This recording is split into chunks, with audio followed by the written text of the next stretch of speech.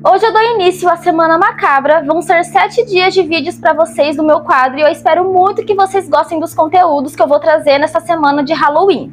Oi gente, eu sou a Marcela e sejam muito bem-vindos a mais um vídeo aqui no meu canal. Essa semana vai ter vídeo de terça a segunda-feira, do dia 25 ao dia 31 de outubro, e eu espero muito que vocês gostem e eu já quero convidar vocês a se inscrever aqui no canal e ativar as notificações para não perder nenhum dos dias. Combinado? Então vamos começar o caso de hoje. Elizabeth Fritz nasceu no dia 8 de abril de 1966. Era filha de Joseph e Rosemary Fritz. Elizabeth tinha 7 irmãos, 4 mulheres e 2 homens. Eles moravam todos juntos em Amsterdã, na Áustria. Amigos e familiares diziam que Elizabeth era uma pessoa muito meiga e adorável, mas que era muito fechada e quieta com todo mundo, principalmente em casa. Chegou a ter notas baixas no colégio quando era adolescente e tinha poucos amigos. Uma amiga de infância conta que ela nunca falava sobre garotos, que é um assunto muito comum entre garotas na adolescência falar, e ela nunca falava. Quando o assunto era esse, ela não abria a boca para falar nada. A adolescência dela foi bem difícil porque o pai dela abusava fisicamente e sexualmente dela.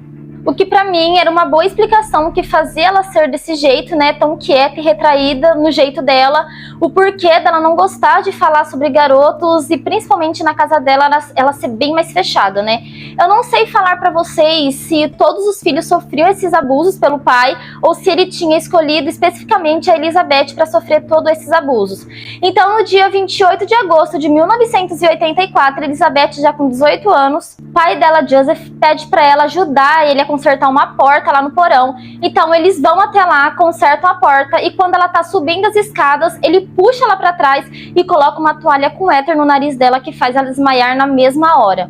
E com ela desacordada, ele levou ela para uma espécie de cativeiro. Era tipo uma câmara secreta debaixo da casa, escondida, que ninguém sabia a existência desse lugar.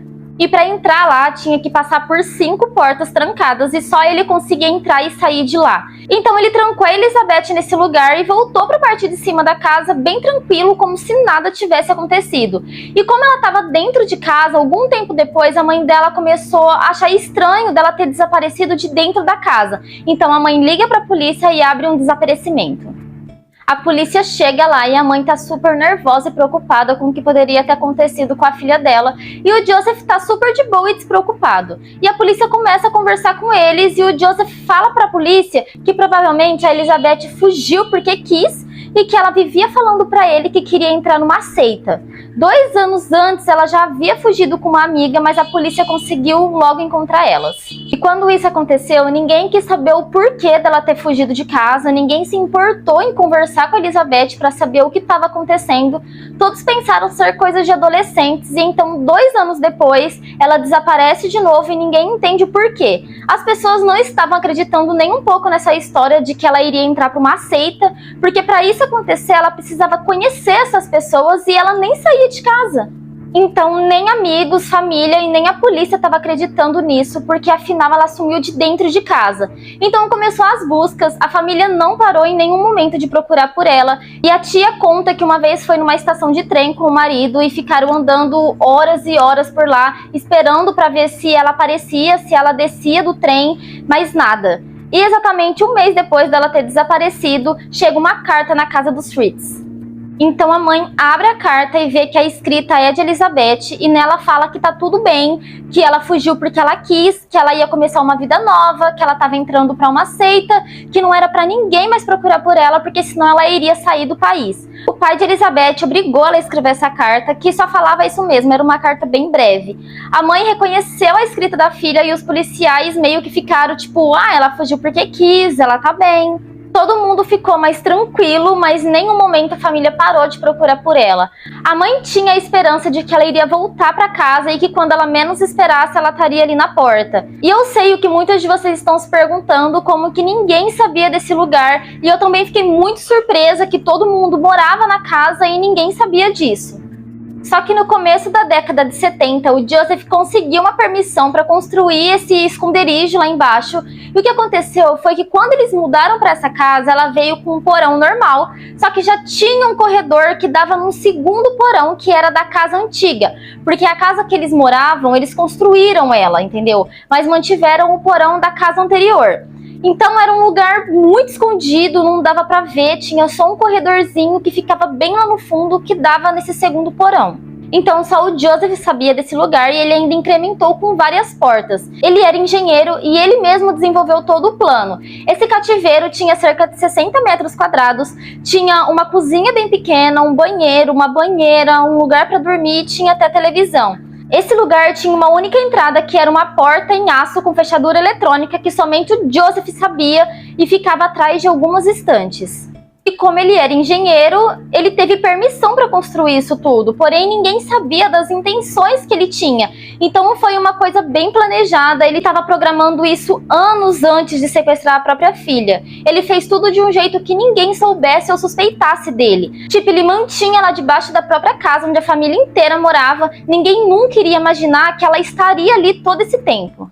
Ele levava comida para ela toda manhã e enquanto todo mundo pensava que ele estava lá trabalhando, ele estava na verdade abusando da própria filha. O porão tinha isolamento acústico, então não importasse o tanto que ela gritasse, ninguém iria ouvir. E ninguém ia entrar lá porque o pai falava que não podia e todo mundo obedecia.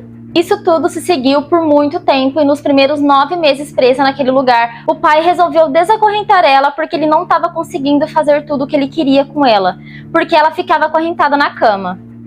Gente, é difícil escutar isso e é mais difícil ainda contar aqui pra vocês. É doloroso demais, sabe? Imaginar isso tudo que aconteceu, ainda mais vindo de um pai, que era justamente a pessoa que a gente sempre confia e a pessoa que é designada a cuidar e a proteger você, entendeu? Principalmente uma filha. O tempo foi passando e como ele abusava muito dela, ela começou a engravidar. Ao todo, ela teve 7 filhos e todos eles nasceram lá no cativeiro. Um dos bebês nasceu com problema respiratório e faleceu 3 dias depois, porque o Joseph não quis levar ele a um hospital. Então, todos os bebês nasciam e ficavam ali mesmo, no cativeiro, e dos 7 bebês, 6 nasceram bem e saudáveis. Como o lugar era muito pequeno, o Joseph resolveu tirar 3 dos bebês de lá. Então ele colocou esses bebês em frente à casa dele e com um bilhete dizendo que eram filhos da Elizabeth, que ela não tinha condições de cuidar dos filhos e que eles teriam uma vida melhor com os avós. Então Joseph e a esposa adotaram 3 dos filhos da Elizabeth. Eles tiveram vidas normais com os avós e os outros 3 estavam com ela lá no cativeiro. O lugar era muito pequeno e ele falava para eles que se eles quisessem aumentar, eles mesmos teriam que cavar porque da parte dele ele não iria ajudar em nada. As buscas por ela nunca terminou e a mãe e os irmãos estavam sempre buscando por ela e quando Joseph via que a família estava obcecado por ela e se perguntando por que ela não mandava mais nada, eles não sabiam se ela estava bem, o Joseph obrigava ela a escrever uma outra carta e enviava para a família dizendo que estava tudo bem. Essas cartas eram para tranquilizar a mãe dela, que mesmo ela não estando ali, a mãe saberia que ela estava bem em algum lugar e viva. E para a polícia eles viam que ela estava bem e que foi uma escolha dela. E por 24 anos ela ficou presa nesse cativeiro e teve seus 6 filhos, que eram Alexander, de 12 anos, Mônica, de 14 anos e Lisa, de 16 anos. Esses 3 foram criados pelos avós como se nada tivesse acontecido. E os outros 3 ficaram com a mãe no cativeiro, que eram eles, a Kristen, de 19 anos, o Stefan, de 18 anos e o Félix, de 5 anos. Para vocês terem uma ideia, a filha dela tinha 19 anos. Quando o pai da Elizabeth prendeu ela lá, ela tinha 18 anos. Então assim a gente consegue ver em proporção o tanto de tempo que ela passou lá. E a filha mais velha dela começou a ficar muito doente. Cada dia ela piorava mais. E teve um dia que o estado dela ficou muito crítico. E Elizabeth implorou para o Joseph levar ela para o hospital porque ela estava muito preocupada do que pudesse acontecer com a filha dela.